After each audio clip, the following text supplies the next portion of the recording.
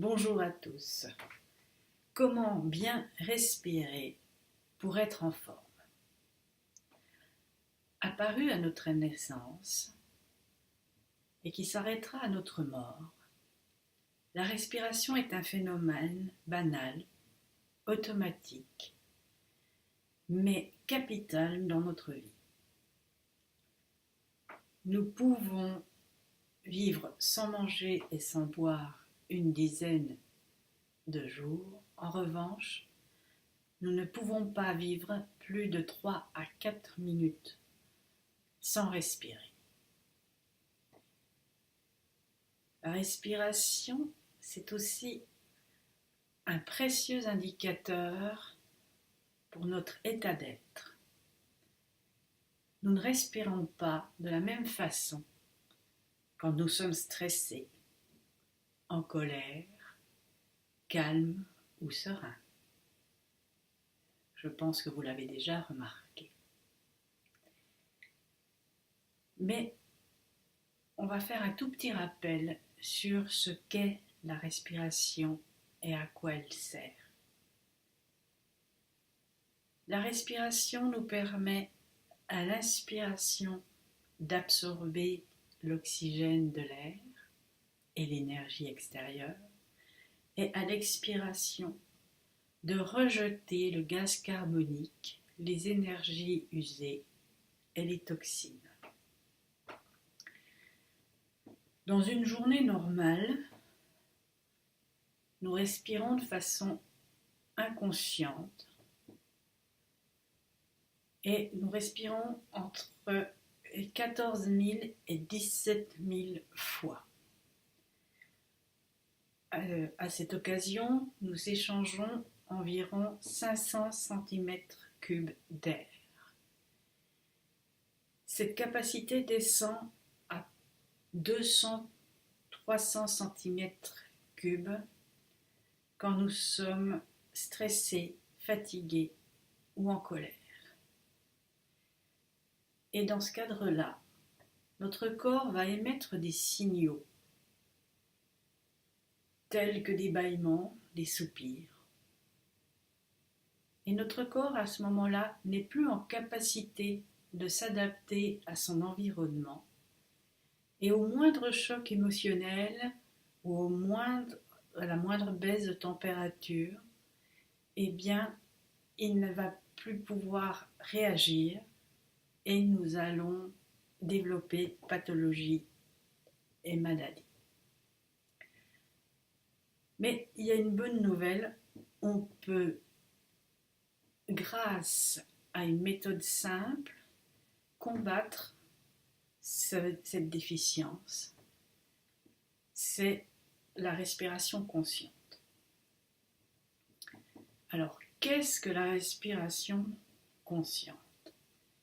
La respiration consciente, c'est une respiration ventrale, ou plus scientifiquement, abdomino-diaphragmatique. Qu'est-ce qui va se passer quand on va faire une respiration consciente? On va gonfler nos poumons sans gonfler la cage thoracique. Et nos poumons, en se gonflant, en prenant toute leur place, vont faire actionner le muscle le plus important dans la respiration qui est le diaphragme. Et donc nos poumons vont pousser le diaphragme vers le bas-ventre et notre ventre va à ce moment-là se gonfler.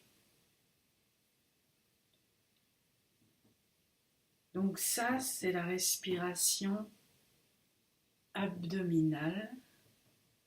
Et au cours de cette respiration, on va avoir un échange gazeux de 4 à 7 000 cm3, soit 10 fois plus que ce que l'on fait dans une respiration consciente. Dans une respiration inconsciente. Et donc, c'est ce surplus d'oxygène que l'on va avoir, il ne va pas être perdu et il va aller nourrir notre batterie énergétique qui se situe dans les reins. Donc, on va avoir un surplus d'oxygène et on va recharger notre batterie énergétique. Et plus notre batterie énergétique va être chargée, et bien plus notre corps va être en capacité de répondre aux maladies et à la fatigue. Pour avoir une bonne, bien combattre cette fatigue, il faut que nous effectuions dans une journée 300 respirations conscientes. Quand les faire, ces respirations conscientes? Eh bien, on va commencer par en faire 20 le matin, avant le lever.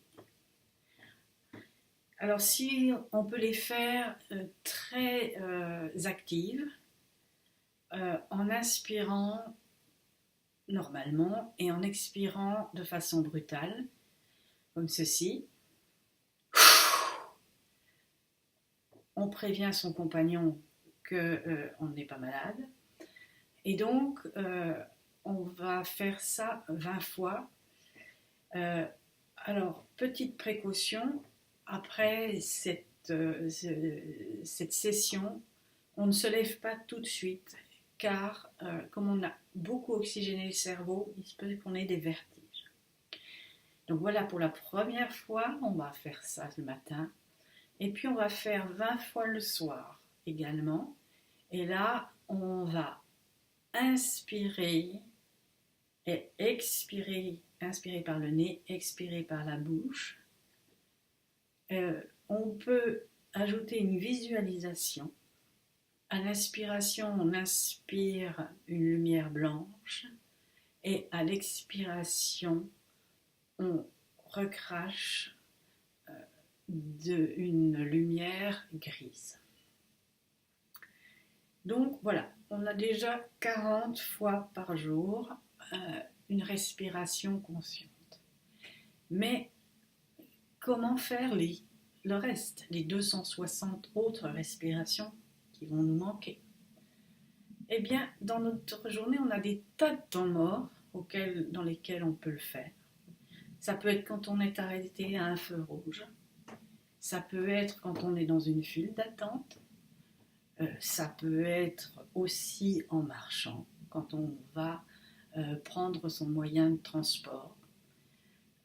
Ça peut être tout simplement en étant assis devant une télévision. Je me conseille moins, mais ça peut se faire quand même. Voilà. Et il suffit que l'on fasse 7 à 10 respirations conscientes 30 fois par jour pour qu'on atteigne nos 260 respirations conscientes manquantes. Alors, vous allez me dire, mais à quoi ça sert finalement? Eh bien, c'est très simple, ça va vous permettre d'être moins fatigué en fin de journée. Parce que dans notre société, on est en permanence sollicité et en permanence, on décharge la batterie de nos reins. On extériorise et toute notre énergie part et on décharge la batterie de nos reins. Et le fait de respirer de façon consciente, donc va recharger nos reins tout au long de la journée. Si on ne la recharge pas tout au long de la journée, à 5 heures du soir, on est épuisé.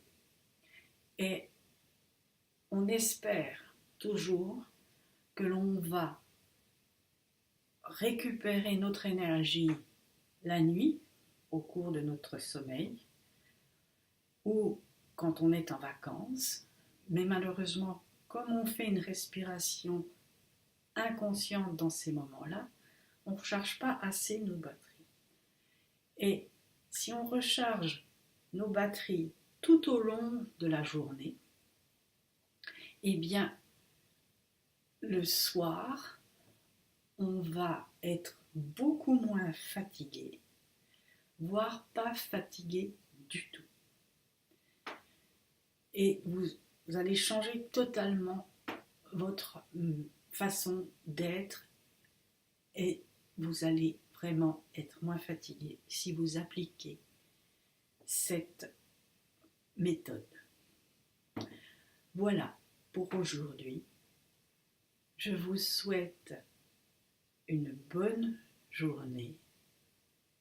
Prenez soin de vous et à bientôt pour de nouvelles aventures. Merci. N'oubliez pas, si vous avez aimé, de partager cette vidéo et de vous abonner à la chaîne.